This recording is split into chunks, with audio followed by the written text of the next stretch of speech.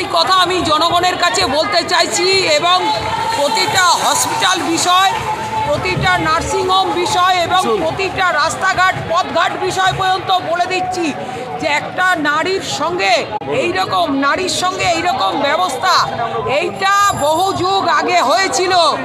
এই হসপিটালেই সেই অরুণা নামে এক মেয়ের সঙ্গে কুকুরের বেল্ট দিয়ে এমন খেল হয়েছিল। তখন হিরণমালা বেলতলায় পড়তাম আর পেট পোটা হরিণঘাটা দুধের বোতলের মাখন চেটে খেয়ে ক্লাস 4-এর আর ক্লাস 2-এর ক্লাস করা তখন মানু জেঠু সিদ্ধার্থ শঙ্কর রায় ছিলেন মন্ত্রী। একটাই কথা বলছি, এখানে সঞ্জয়কে শো করানো হয়েছে। সঞ্জয় করোনা নাটকের খেলার মধ্যে যে খেলটা করেছে, সঞ্জয় আসল দোষী নয়। আসল লোক হচ্ছে প্রাক্তন ডাক্তার নির্মল মাঝির বেটা। এখানে প্র্যাকটিস করতো আর তার সঙ্গের কয়েকটা সঙ্গী, সেগুলোকে ধামা